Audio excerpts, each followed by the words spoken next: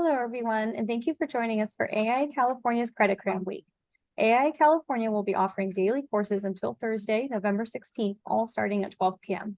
Credit Cram course offerings will be posted in the chat.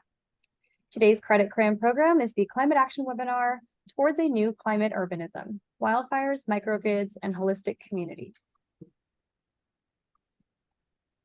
AI California has developed a climate action webinar series to address various climate action topics, including zero net carbon design mandatory continuing education. We will provide links in the chat box where you can find our climate action webinars and ZNCD on-demand education.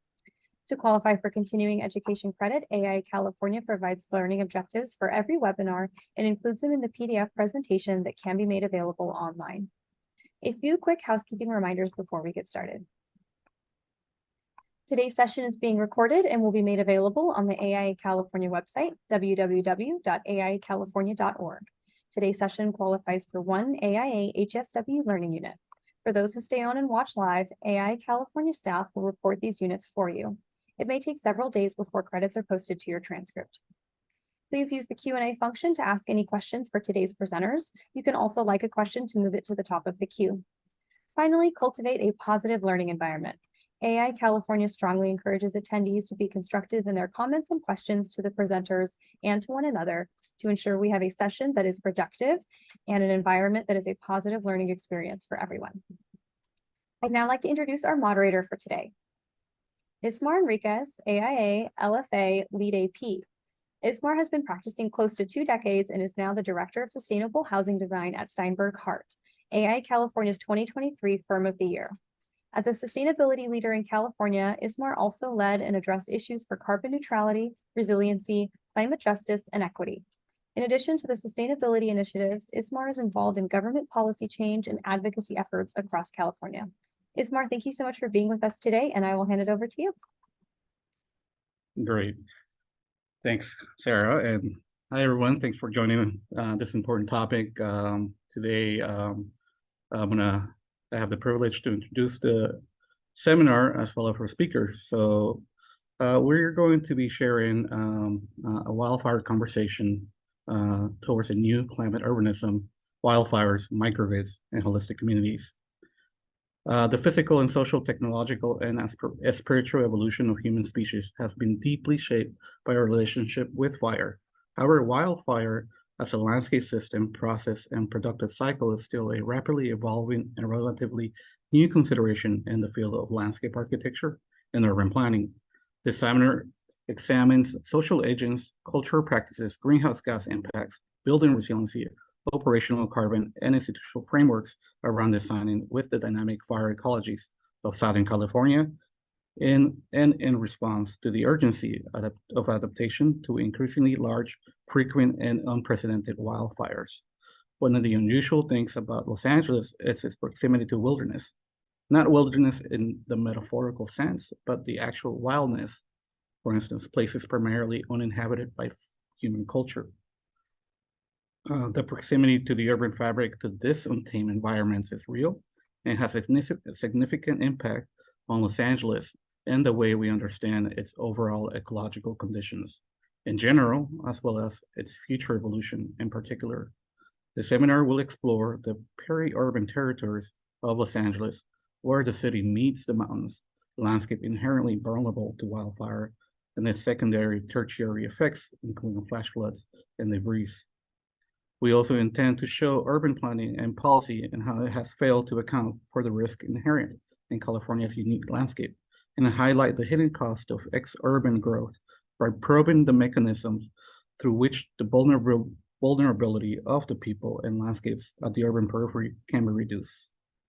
And today I have the privilege of introducing Greg. Greg is a partner and design principal at GGA Plus and the founder of The Wild, a research lab and a 501c3 nonprofit research organization focusing on the impacts of climate crisis in the urban environments. He has been practicing and teaching for over 26 years with projects spanning a wide array of scales, typologies, complexities, and interdisciplinary orientations. His work seeks to holistically combine the techniques and strategies of architecture, landscape architecture, and urbanism to create unique, sustainable, forward-thinking, equitable environments that build upon and enhance the specific qualities of a place. His research explores new initiatives and thinking around the transdisciplinary design, with current work focusing on adaptive environments that create synergies between natural systems, culture, infrastructure, and development. Along with Greg, we have Casey Castor. Casey joined CGA Plus in 2016 with a strong focus on affordable housing, sustainable, and equitable design. Casey possesses expertise in integrated project delivery through all phases of design and construction. While practicing at GGA Plus, his passion for sustainability led him to pursue a master's in building science and sustainable design that now shapes GGA Plus design processes in every phase of project development. Casey works to provide climate analysis, energy modeling, solar and battery analysis, daylight and shading design, embodied carbon analysis, as well as building verifications. Beyond the day-to-day studies, he reviews policies and funding pipelines to help affordable housing and innovative technologies to support the climate transition. Casey also has been in support of Greg's wildfire-related studies as they pertain to emissions and carbon and the association with the built environment that we will explore later on. So thank you for joining us. Greg, please take it away. Thanks so much, Ismar and Sarah. Here we go. So we've got a lot of slides. So we're going to try and this is a very, very complex topic. So we've tried to, we won't be able to talk about absolutely everything, but we welcome your questions and comments afterwards and look forward to a lively discussion. We're hoping to have some time at the end here to really, can you all see my screen right now? Yes, Okay. looks great. Okay, cool. Great. Thank you. So here we go. So first, I'm going to talk to really introduce the idea of wildfire, its history in LA or the United States in general, in California, and really how as we as architects typically focus primarily on the built form in terms of home hardening or various kinds of technologies in terms of vents and all those kinds of things.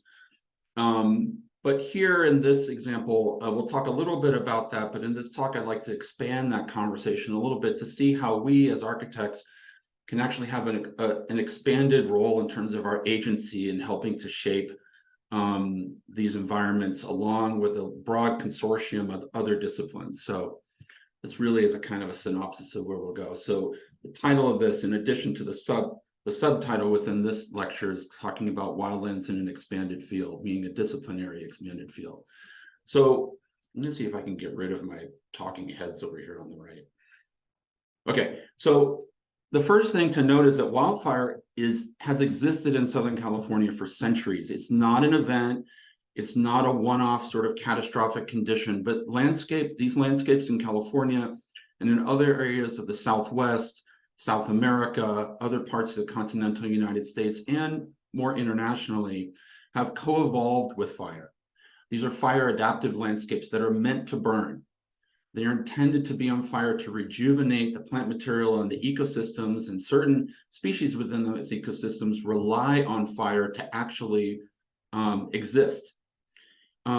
It's only through human intervention, as we've gone to build more and more into these areas, through to housing affordability and expansion of sprawl and the sort of ex-urban environments, suburban environments and ex-urban environments, we have come into these systems and actually exacerbated the frequency and intensity of fires. But how in that sense can, instead of, let's say, retreating, which is the natural, I think, reaction to wildfire, how can we begin to better understand how to coexist with these landscapes, these dynamic and sort of destructive landscapes in some cases? And in general, how can we begin to really think more broadly about how we as architects forming the built environment coexist with our environments more generally, instead of superimposing projects into them? This seems like an odd thing to show in terms of the wildfire conversation, but it goes to the next slide, which is, this is actually a mapping of the Mississippi River that's quite famous. showing the dynamics of the Mississippi River over time, and this kind of latent territory that exists within the Mississippi. And with Los Angeles, it's a very similar condition, that the history of fire, this is a history of fire over a fairly brief period of time. But you can see the repetition as you see overlaps of fire, the extents of different fire events. Darker ones meaning that more fires are happening, more fire frequency is happening in those areas. Fire consistently is part of the Los Angeles region, part of the California region, and also happens within certain areas over and over and over again. It's a cyclical condition that is meant to happen. That's a natural phenomenon. Here outlined in red is it's not the most recent, but it was the most recent as of the time of this mapping, was the extent of the Woolsey fire here in Los Angeles in 2018. Addition, looking at the expansion of what is called the arid lands. So this is a mapping done in the late 19th century of what was called the arid lands, which is essentially the western portion of the United States, dealing with various watersheds. This is a mapping on the left of various watersheds, and how those are sort of not reference to any state boundaries.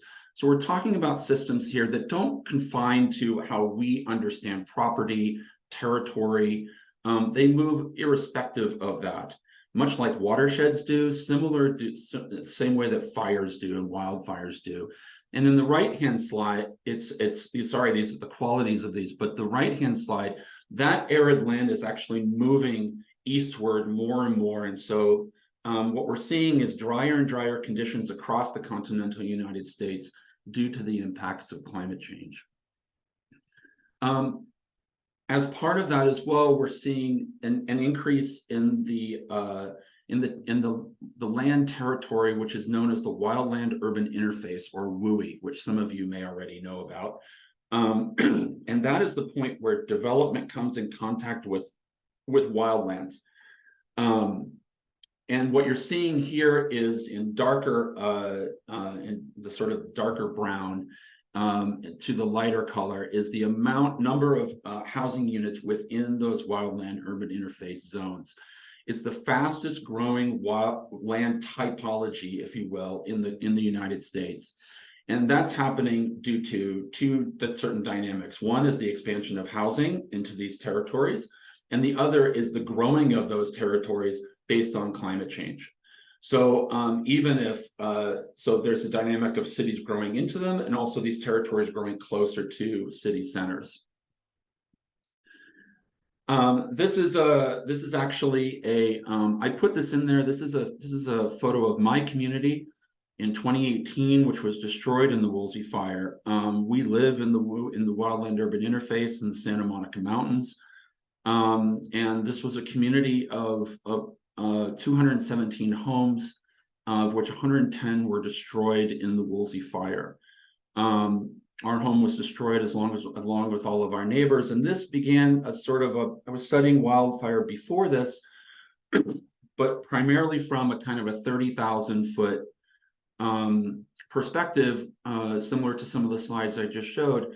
And what this really brought into focus was the real human toll of wildfires, not just because of me, but my entire community, and how we as architects, planners, designers, landscape designers, environmental designers can begin to really act to support and restore and prevent these kind of conditions happening in people's lives.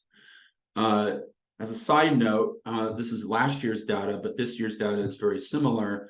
Last year, as of August of last year, there were 40,000 fires burning approximately 6 million acres, which is above the 10-year average. So what we're looking at is an increase in fire intensity and fire frequency within the continental United States. So what you see here is all the fires within the United States over the last, well, between 1984 and 1999, and then again from 2005 to 2018.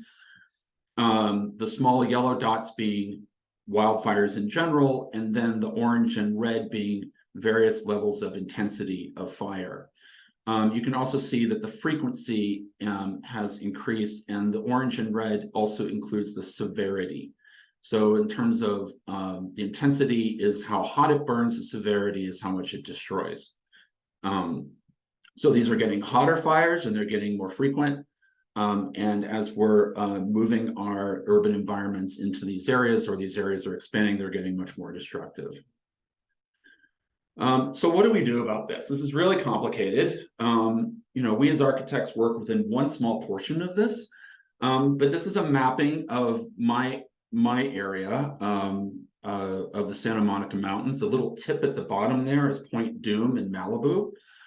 And this area, as you see in the upper left-hand side, that's the overlapping, similar to that Los Angeles map I showed earlier, of the frequencies of fire that have happened over time in Malibu. And that's just, it's so deep there that this area has burned consistently over centuries. But also what's happening here is in the mapping is trying to parse out all the variabilities within these territories that cause fires or support the post-fire destruction, or are caused in terms of infrastructure, et cetera. So going from electrical lines, looking at roads, access roads, dead-end roads, geology of areas, soil makeup, for example, amount of tree coverage, habitat, protected habitat, in particular, solar exposure of slopes, which actually gives more exposure on the south naturally, coolers on the north, which creates different kinds of microenvironments that then are susceptible to fire in different kinds of ways based on how the slope is oriented, and requires a different kind of response in each way. And also the idea of debris flow and watershed, the post-fire debris flows, how those actually then contaminate the watershed, go down into the ocean and contaminate ocean water. So there's a kind of a broad dynamic of systems at play as part of the wildfire condition, both pre, during, and post. And so this is starting to map a lot of those conditions. And what that immediately leads to is, as people think about wildfire, is home hardening and defensible space. So I'm going to harden my home with non-flammable materials in terms of Class A roofs and fiber cement or concrete or masonry or whatever kind of enclosure for the facade or the structure. I'm going to look at ember resistant vents, and then I'm going to look at defensible space here on the right in terms of a broad sort of centrifugal kind of clearing of debris of landscape around the house as a kind of a series of buffer zones that work around the house. These images here are from a website that I created with the Resource Conservation District of the Santa Monica Mountains of defensiblespace.org, which goes through as a kind of a how-to guide in terms of if you're doing new construction, upgrading your house, and how to maintain your house, and similar for landscape. But it also gets into issues of community, is a resource for other resources within the state of California, as well as the state of the continental United States. And then a little bit of a where are you, and begin with to understand how these maps that I showed earlier with that sort of grid of maps, how your house positions itself within each of those different kinds of territories. So you can look at slope, you can look at habitat, you can look at slope orient, you can look at amount of tree coverage, et cetera, et cetera, et cetera, electrical lines, et cetera. So I go through this only to say that a lot of what's here in this website is what's mostly known within the popular sphere of talking about wildfires. And us as architects and designers typically only limit ourselves to talking about home hardening or defensible space. But I think as we begin to really consider the issue of wildfire, we have to look beyond those kind of more localized conditions of around the house or protection around the house. We have to begin to broaden our understanding of where we position ourselves as designers and thinkers within a network of kind of relationships here. So on the left, what we have is a kind of a broad fire diagram. So we have wildfire at the beginning, at the center to this. And as you move out in these pie charts, you go from, this is kind of a human versus nature kind of pie chart. So you go from wildfire, and if you just go vertical, you can go into, let's say, vegetation kind of caring, fuel loads, climate and weather, natural causes, and then you go into the human processes and conditions and factors that relate to those, and that relates to ignition. And then you can go to spread and behavior, suppression, impacts, recovery and restoration, and prevention and mitigation. So what you have here is the cycle of fire from ignition, moving clockwise all the way around, and then the various kind of human processes and conditions that are tied to those, and then also the physical and ecological conditions that are tied to those. So all of those, the human nature kind of combination, they're all related to each other at each stage of wildfire. Now, similarly, we look at how we as occupiers of these territories and designers can begin to understand how communities can begin to act within these environments as well.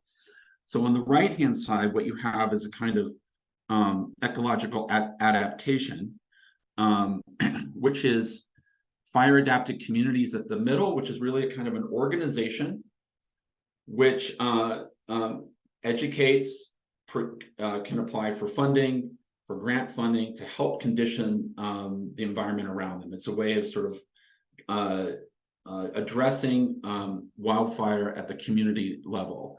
And what you can see here is in the pie charts here, what you have is, let's say, public health as we go vertical again.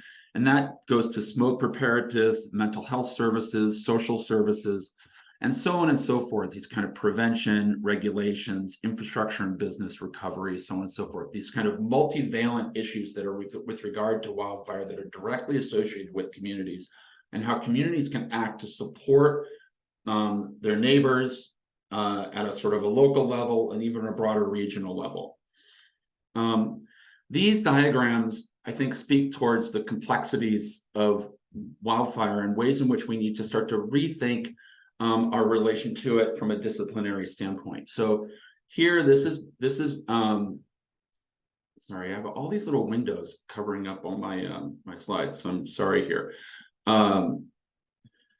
Here, this is a diagram based on Rosalind Krause's, from the 1960s. She did this piece, was called Sculpture in the Expanded Field. What that tried to do was redefine sculpture as a discipline in relationship to a broader set of disciplines. And so this diagram here tries to reposition the design disciplines in relationship to fire to begin to project and forecast other ways of operating at various types of scales. So, for example, number one, infrastructure combines with landscape up at the top here, number 1 and 2. And those goes towards, let's say, those begin to combine into right-of-way washes or protection producers, ways in which you get hybridized programmatic elements or hybridized disciplinary practices, that can produce different kinds of strategies.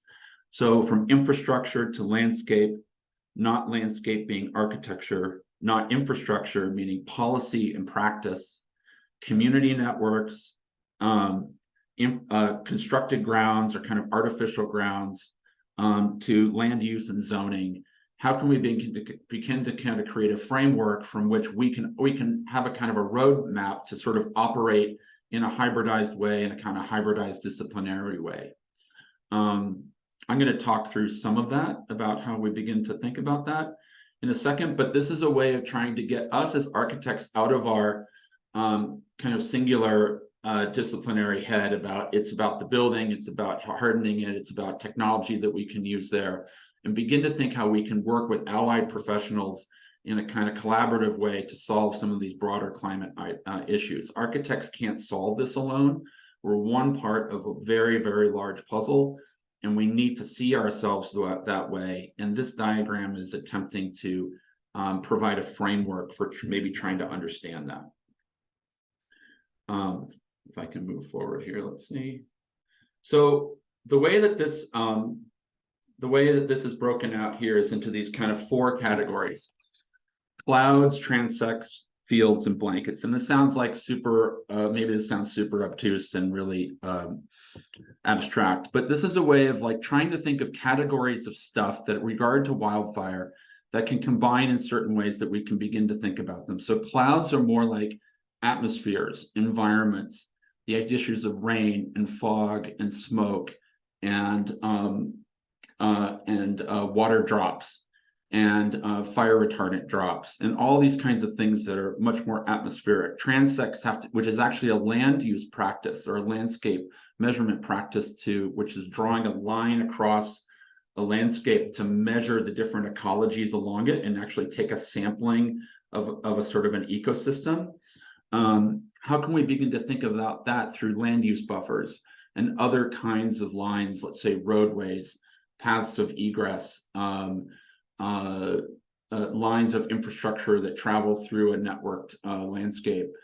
How can we think about that as a kind of morphology that we can operate within that is not so specific to one particular thing, but begins to categorize these different attributes of wildfire into a certain morphology? And then fields, which I think we'll talk about a little bit in terms of microgrids, but also it goes to debris basins, flocks of goats kind of doing grazing within these environments and actually begin to mitigate vegetative fuel through more natural means. And then blankets become these things that are more sort of overlaying onto territories, let's say, such as policy, insurance, zoning, watersheds, those things that are irrespective of specific kinds of boundaries and operate as kind of blankets over territories. So we're going to go through these one by ones with an example for each one. And I'm going to try and really go through this fast, trying to make sure we have enough time. So this is about for clouds. So a way of thinking about infrastructure and kind of rethinking electrical infrastructure, which is the cause of most fires within California, which is a human-caused wildfire, given that it's a piece of infrastructure stated within a wildland, and ways in which we can think of actually diffusing wildfire at the points. This is showing retardant drops fused with electrical infrastructure, and ways in which those two things could be combined and stop it at its source. The next is looking at transects and wildfire reduction buffer zones. This is work by Max Moritz, who's over at the Bren Institute at Santa Barbara. And he's looking at development patterns within wildland-urban interface. And more distributed at the top, you're seeing a more typical distributed sprawl morphology. And at the bottom, you're seeing a more clustered morphology, which he's scientifically studying different morphologies of development and how those can be better mitigators of wildfire and actually better to defend against. So these are actually surrounded by agricultural bands on each of these sort of development nodes, if you will. So we go from a kind of a linear sprawl method to a kind of a node method as a development pattern, concentrating, one, having less impact on environments, and two, being able easier to defend and think about ways in which we could integrate those from a sustainable measure. And the third is then, this is actually extending upon that with some work this is from Bloomberg, but SWA, if you know them, the landscape group up in the Bay Area, is doing some really, really interesting work on this. And they did a case study and really a lot of work with the community around Paradise, developing a series of buffer zones around the city of Paradise. All of these they're quite large, but they all are very specific to the ecologies in which they reside, both natural ecologies and cultural ecologies in which they reside. So you can see here kind of inner and outer eastern buffers, Butte Creek buffers, etc. And I'll go back. And so they each sort of adapt to the specific ecology within which they're in. So some are much more forested, some might be a little bit on steeper slope, some might be much more adjacent to the city itself. And so how they begin to design that interface zone and that buffer zone that might actually have recreational activities within it, in addition to, let's say, habitat corridors and other things like that. So I would check out SWA's work quite a bit. They're really doing some very, very interesting work around Paradise, and kind of groundbreaking work, if you will. And this is an extension upon that, looking at the 101 freeway here in Los Angeles, seeing about agricultural. This is a kind of a fusion between SWA's work and Max Moritz's work, looking at these in-between zones between freeways, which are a major cause of wildfire, both through car fires, people throwing cigarettes out, sparks, what have you. Freeways are a major an igniter of wildfires in California. And so how can we begin to think, let's say, about agricultural buffers that actually hug the freeway, deal with emissions, carbon emissions better, provide community, sort of local community economies, as well as protection. And then the last one, well, next to the last one, is this idea of reinventing insurance. So this idea of blankets, I mean, again, I think this might seem separate from what architects should do, but this is exactly what architects should be doing, getting engaged in these conversations. So there's a really interesting thing by the Nature Conservancy where they developed parametric insurance. Parametric insurance, there's a city in coastal Mexico that was undergoing from climate change the destruction of the coral reef. The coral reef was the economic, cultural, and social kind of heart of that town. And so the destruction of the coral reef was really a destruction of that community, economically, socially, and culturally. And so what they did was they pooled the Nature Conservancy, the country of Mexico, the city, business owners, other interested allied nonprofits and individuals to come together as a kind of a fund. And that fund is paid into and supports the restoration of the coral reef. Similarly, I think we can transpose that out to wildfire, where we can think about the kind of defensive, creating defensible space, creating education. There's a huge issue with California in terms of being actually able to maintain forests, chaparral environments from wildfire, just due to budgetary constraints and other political inhibitors over the decades. But if we can begin to locally kind of have communities and fire safe councils through, let's say, state, local, and let's say even utility organizations and other nonprofits, could create systems that actually pay for science and stewardship of restoration and maintenance of those environments. They could pay a premium to buy insurance policy for a certain designated area of that region that pays out quickly in the event of a wildfire, which is the big issue. Insurance companies take years to pay out. This could pay out more quickly to actually get people back on their feet, and then acts as a kind of a self-insurance when the mountains are damaged by a smaller event that's not necessarily covered by the policy. So as we think about this, this goes to designing a system in collaboration with communities and other state and local organizations to rethink the insurance model when most insurance companies are backing out of California, as well as backing out of Florida and other areas impacted by climate change. The last, and I've gone a little too long, so I'm going to hand this off to Casey, is microgrids. These kind of distributive systems, rethinking infrastructural systems in general to not being the kind of top-down hierarchical kind of companies and also lines of infrastructure that cause so many fires within California. We can begin to rethink that distribution system into a more equitable model that is also much more sustainable and protective. So with that, finally get to Casey. So here you go, Casey. Thanks, Greg. Thanks to AIA for having us, Ismar for the intro, and Greg for his research. So just going to jump back a little bit to the beginning as we talk about California wildfires and frequency and intensity. With these graphs, you can kind of see very clearly that the frequency has increased quite a bit over time, especially after 2000, as well as the intensity over time, leading into the late 2000s. Next slide. So, with this, the climate is changing. Why aren't we changing? Why aren't we adapting? This is all the kind of information you were just hearing from Greg, and seeing these different hybrid approaches and new approaches to mitigating wildfire, dependent on community and dependent on ecology of that local zone. Next slide.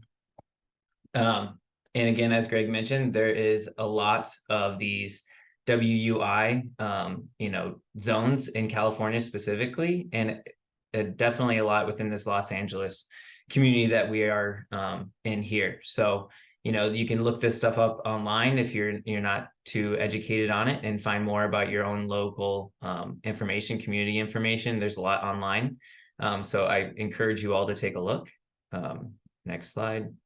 And one thing that I actually was looking at recently when there was the Lahaina fire in Hawaii, that I was not aware that there was such a high risk percentile within that, island community. It's not something you think of, but they're actually a 92 percentile at risk community. And much like that, Los Angeles itself is a 87 percentile community with a large amount of, urban population. So, with this, you can see some of these pictures here with the devastation that happened in Lahaina. Obviously, on the left, seeing some likely cultural buildings or local, buildings that were burned within that, local area and the vernacular architecture. And then on the right, this woman clearly just scathed, having her home lost within the fire. So what happens at that point when, you made it through the fire, your home is saved, but potentially and very likely that the grid is down. There's no electrical connection for any of your standard needs. And what do you do at that point with your electrical loading and needs? So as we talk about that, looking at microgrids and resiliency, in these cases of emergency, microgrids are extremely crucial. And what is a microgrid? Microgrid is a local electrical grid with defined electrical boundaries, and it acts as a single and controllable entity. It can operate in grid connected situations and also in island mode. So when we talk about island mode, that means it is completely separated from the grid at that point and operating on its own with its energy management system. So just like this picture here, you can see there's PV, different electrical uses inside, a home battery, and this is what kind of creates that microgrid. It can be at a larger scale as well. Communities can have their own local microgrids to support, the functionalities of that local site. And as we talk specifically about microgrid, we kind of had a graphic there in the last slide. It is typically in a home condition, a series of elements that allow the home to operate without pulling energy from the electrical grid. So ideally what happens in this kind of, instance is there's a, distributed energy product, such like PV, that is on the rooftop of your home. It is producing power during the day when the sun is out and storing that into an on-site battery. You can see here the Tesla Powerwall. There's a lot of other different batteries that are available out there now for home battery use. That is stored in DC power and then brought to your inverter, transmitted to AC power, and then brought into your home for the different loads that may be needed. TV, home entertainment, refrigeration, dishwashers, ovens, and different other, use cases. And at that point too, it goes back to the meter. And sometimes if you're overproducing on PV, which is an ideal situation, you would be able to transmit that back into the grid. And the main thing looking at here is the energy management device, as well as the cloud-based monitoring platform, being able to see how that loading is being used and distributing it appropriately. And we'll talk about other use cases ahead. So this is what it looks like in a, standard garage. Tesla power packs are expensive, but also noted there is a lot of different other devices out there, storage, capable devices that you can use in your garage setting. But it's a pretty typical electrical condition that you'll see nowadays, and being able to save that power on site, which is crucial for resilience, especially in these different climatic events such as wildfire. Next slide. So, the best use case for having a battery, or the different, operabilities that it can provide is, the evening battery backup. So obviously the solar panels only produce power during the day if you're using solar alone. And then you would use that battery backup in the evening, or during peak load demand times, which will help to reduce the amount of energy cost you're having, dependent on your, your grid location. And then obviously being able to utilize that during an emergency backup event if there is a grid disconnection, like showing at the right. And that's, crucial, especially for specific loads. Refrigerators obviously very crucial when the grid goes down. You need to be able to keep your food cool, being able to cook food, especially over a long duration of time, dependent on when you are able to get back on the grid. So these are all very important things to have to help support that resiliency in and around those climatic events, whether it is a wildfire or other known events. Next slide. So, as we talk about community planning, like Greg had mentioned, it's really critical to think about these different use cases, especially even during the emergency event or after the emergency event. There was one story I heard actually from Sunrun that they had a system or a homeowner out in the Lahaina area that during the wildfire event and after, they were able to connect their home battery to 2 other homes to help to support their emergency loading during that event. And that was just amazing to me that somebody was able to kind of, rig that up themselves. But this should be something that we're looking at for, other resiliency cases and community cases, and being able to support that for any other wildfire events. So something that we need to look into further as to how this can be better supported. Obviously, there's an equity issue around batteries, and should batteries be required in all these zones? That's something that needs to be looked into to be able to support that, especially as it comes with the funding and policy standpoint for disadvantaged communities or individuals that are looking to have this backup battery to support them in that time of need. Next slide.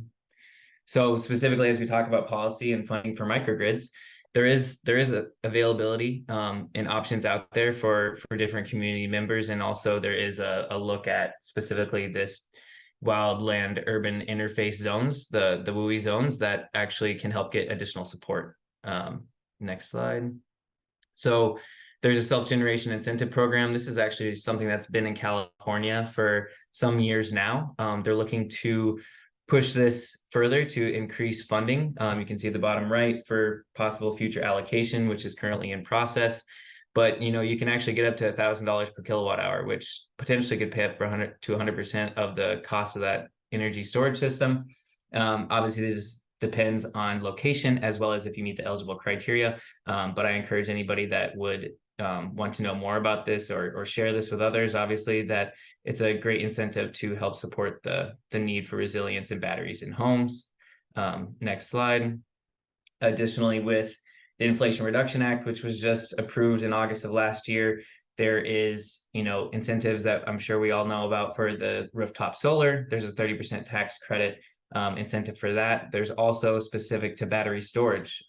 So being able to look at capital stacking and kind of layering these things together to help support that installation and battery within these zones is critical. And there's other add-on incentives for domestic content or qualified low-income projects or economic benefit projects. So, even at a community scale, if they're able to look into adding resilience to their grid by putting in a large-scale battery, that is actually extremely helpful, obviously, for those climatic and wildlife or wildfire events. So always be looking at what's coming down the pipeline, especially with the Inflation Reduction Act and the bipartisan infrastructure law. Next slide. So, just as Greg was talking about with the different insurance and regulatory policy incentives that can be provided for those communities are more localized, dependent on the actual grid operators or utilities supporting some of those efforts. There obviously should be more incentive funding to help support these different zones, and how can these be better, practiced and implemented into communities, looking at the different, research that Greg is looking into. Next slide. So this brings us to the last portion of this that I'm going to talk about, which is greenhouse gas effects of wildfires. Not trying to be doom and gloom, but there is some really critical information that comes out of this and shows how quintessential the restructuring of our wildland interface zones and or actively looking at the reduction of wildfires through forest management practices. So this next slide, we'll look at the California greenhouse gas emissions by sector. So 2015 at the left, you can see the series of elements from the pie chart that make up the overall emissions from 2015. It's about 440 megatons of CO2 in California. And at the right in 2020, it came down to about 370 megatons of emissions in 2020. About 25% of that is actually made up of the operating use of buildings that are residential and commercial within the state of California. Doesn't specifically note that within this pie chart, but you can see, 8% residential, 6% commercial, and a large sector of industrial. That portion of that is the operating conditions for those buildings. So that would make up about 92.3 megatons specifically associated to building operations in 2020. So that is a large amount. Next slide, please. And when we talk about a megaton, what is a megaton? It's 1 million metric tons. So that's equivalent to 222,000 gas vehicles driven for 1 year. That would be estimated based off of a car with a fuel mileage per gallon of 22, which is relatively standard. It also is equivalent to about 1.1 billion pounds of coal burned, or 1.2 million acres of forest sequestering carbon, which is about 1,863 square miles of forest to mitigate that amount of CO2 emissions. Next slide.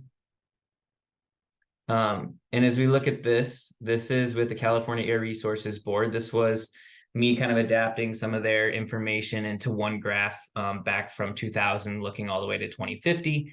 The line you're seeing in orange is the actual levels of emissions that had occurred over that duration from 2000 to 2023 today. There was a set limit for 431 gigatons to be maximum emitted by 2020. We got luckily 62 megatons below that, which was exceptional. Obviously, with the outlying fact that that was during COVID. Now, if you can say post-COVID, you can still see that we're actually making reductions beyond that point, which is great. And as the lines kind of separate, the blue line is the 2017 scoping plan scenario that California had come out with. And soon after that is when the IPCC released its latest report. And California luckily made a change here towards 2022, sloping that down towards a larger reduction. So within these two scoping plan scenarios, you can see if we continue to follow the path with the latest plan, we're looking to reduce about 375 megatons between 2020 to 2030, which is a great amount of emission reduction. So we hope to stay on that path and continue forward. Next slide. And as we also talk about California annual wildfire emissions, that's something that's not taken into effect looking at that Air Resources Board information. And on the left, you can see from 2000 to 2010, there was an average of 12.8 megatons of wildfire emissions that were occurring over that 10-year span annually. And then on the right, obviously, the intensity has increased, 2020 and 2021 being an extreme use case of wildfires happening within California, exacerbating that to about 23.6 megatons per year between 2010 to 2020. Next slide. And as that acceleration has kind of expanded, looking at a parametric curve, if it does continue in this, rate, it could get up to 70 megatons per year over the span of 2040 to 2050, which is quite a lot. And this is looking at now the red line being the actual with the California Air Resources Board emissions, inclusive of wildfire emissions. So all of this line has kind of jumped up a little bit, and you'll see that more as we compare in the next slide. So, left being the emissions from all sectors, on the right, inclusive of wildfires. You can see the variability within that red line as that obviously changes year to year with the wildfires that are occurring. And as that slopes out to the right, we could still reduce 375 megatons over the 2020 to 2030 timeline. But in comparison between the two charts, we're actually still looking at an additional 402 megatons of emissions, inclusive of fires, between 2020 to 2030, if this continues at the same accelerated rate. So nearly all of the emissions that we're saving from that duration, 2020 to 2030, from our scoping plan scenario and our efforts within California specific, could be, necessarily lost over that span. And expanding further into 2030 to 2050, it could continue further to make this harder for us to actually mitigate the amount of emissions that we need.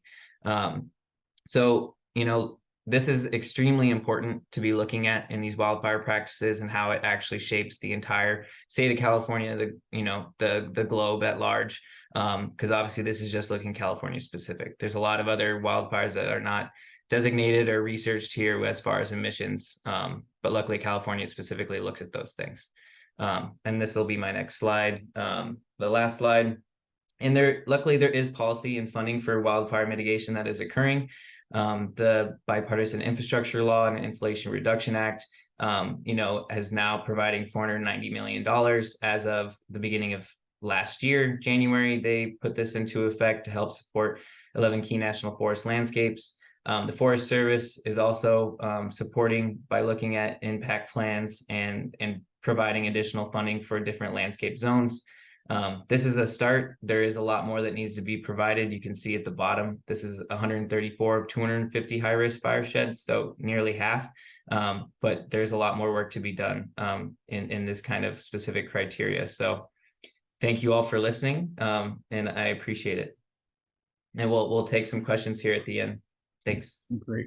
Thank you, Casey, and thank you, Greg. That was a lot to unpack. I appreciate your thoroughness and explaining, especially how you filtered the emissions in, Casey. We don't see it in that fashion. I wish instead of cars, we can see how many mass timber buildings we can create that can quickly get offset when there's a fire that goes up. But it's an important conversation.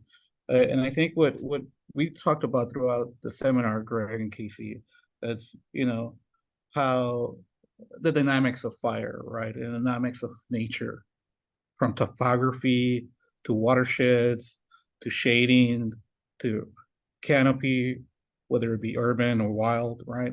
Those are all factors in what creates wildfires.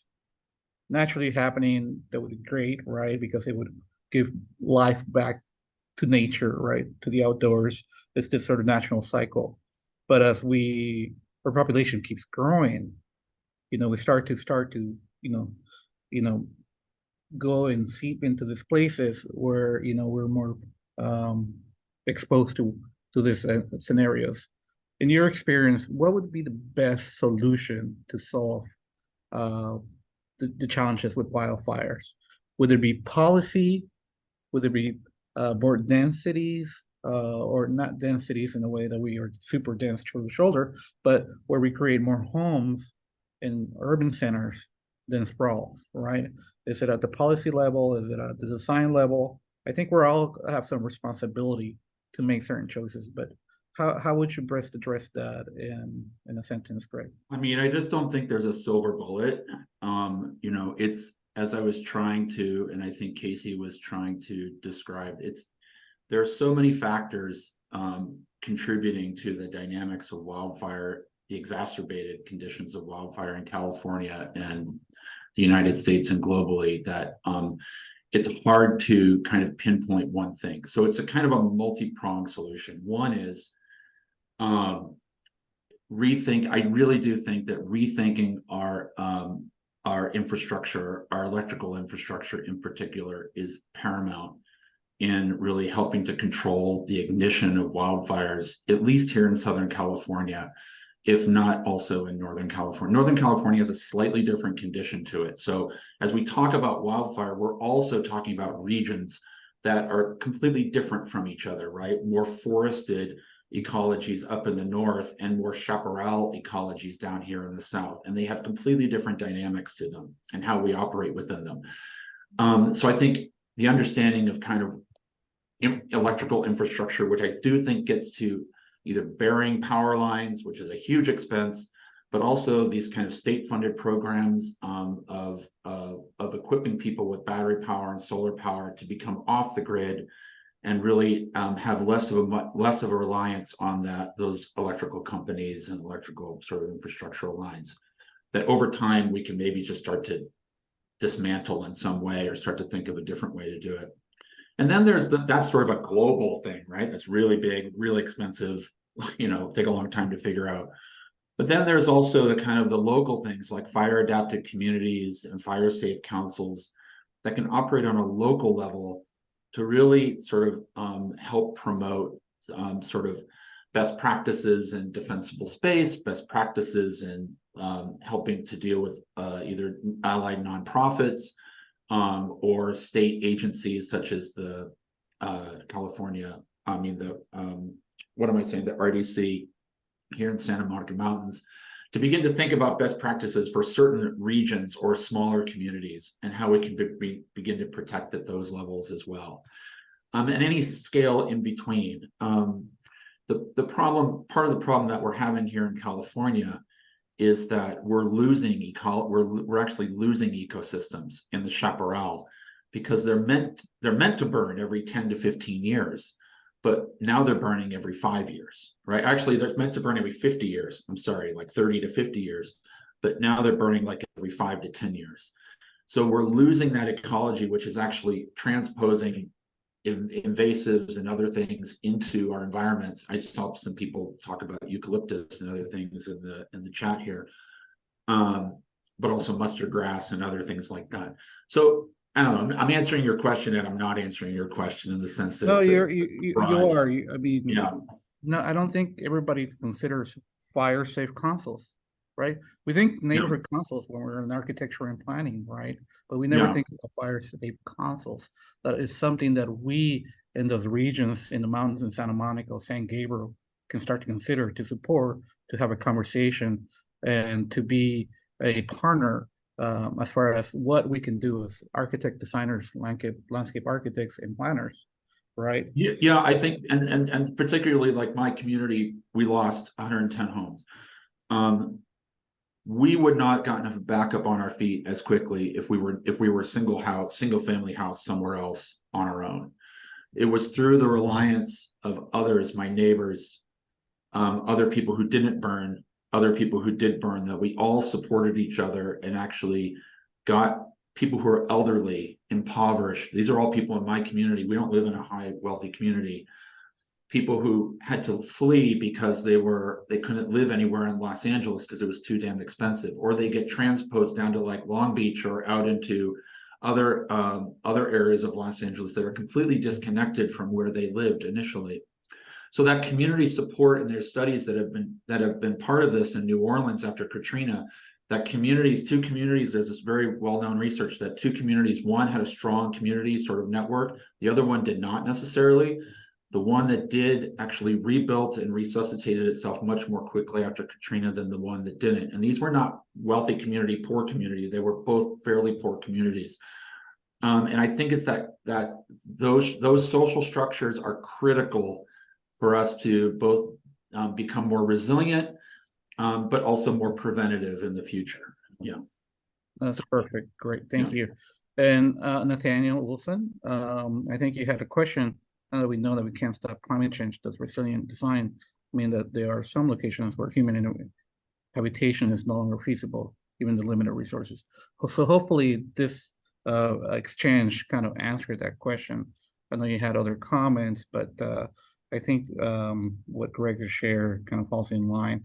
But there's another question on the chat, and it says, how do we balance sustainable living in terms of considering that moving in a more central location is usually synonymous to higher cost of living versus moving the outskirts, even though it's more susceptible to natural disasters?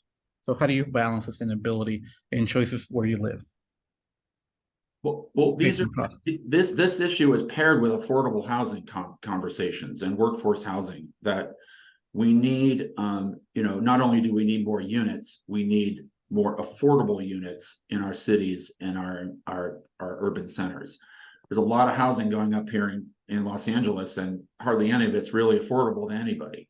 So we really need to focus in a concerted way. There's a whole other conversation, but these two things of housing policy, the idea of social housing, the idea of housing as a human right, all of those issues are directly tied to these issues of climate, and how we're developing in these sort of exurban kind of environments. So I think that's it's a perfect question. It's the question, and the other question that you brought up, or the statement maybe that you brought up, this whole issue of managed retreat, the whole idea of leaving environments after fire. You shouldn't be building there anyway. Why the hell are you moving back? What the heck are you doing there? I'm not paying for your damn insurance. I'm not paying for you to rebuild. I've lived that, right? We rebuilt where our house was. The issues there are issues of equity, of affordable housing, of people connected to their land, of people connected to community. The idea that we shouldn't be, if we can build in more harmony with our environments and instead of opposition to our environments, that maybe there's ways to build sustainably in these areas that actually, there's this one thing that Max Moritz talks about, the guy I mentioned from the Brenn Institute, where he has this fantasy of like sitting in the house and watching a wildfire blow through, right? But somehow the community is protected, right? Through various types of buffers and other things that could be developed, as well as home hardening and other things. So there's a question in there that Yeah. maybe you can also answer at the same time. What was the source of Max Moritz's work studying fire impacts and mitigations related to different development patterns? Yeah, Well, it's actually his personal work, and his source is him. I mean, in all honesty, and I'm trying to. He wrote a really brilliant paper. If you look it up, you can look up Max Moritz over in Santa Barbara. He has his actually own nonprofit that he does research through, in addition to the university. I can't recall it right now, but this is all his own kind of analysis and research, and doing scenarios, sort of system dynamic scenarios digitally to start to understand wildfire conditions. So this is all, it's not work that he's kind of referencing, is all his original research. I apologize, I don't have those references at the tip of my tongue, but I would look him up. It's Moritz is M-O-R-I-T-Z, Max. it's in the chat. Yeah. But that's great. I think we're having people have to go back, to their daily schedule routine. So we'll take one last question. This one's for Casey.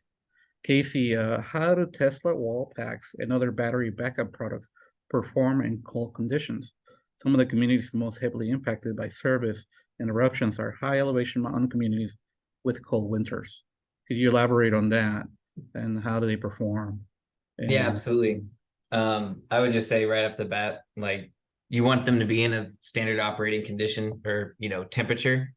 So typically these are provided within the garage. Your garage does have some level of insulation, so it reduces the amount of cold that would be in there. But obviously there's going to be a difference of temperature variability or requirement depending on which type of battery you're using. So I would always refer to whatever kind of manual is associated with that equipment. But anything below freezing doesn't really support battery usage on site. So trying to make sure that it's within a semi-conditioned space is always the best. Great. And I think for the sake of time and to respect everybody's schedule, this might be a good time to come to a conclusion.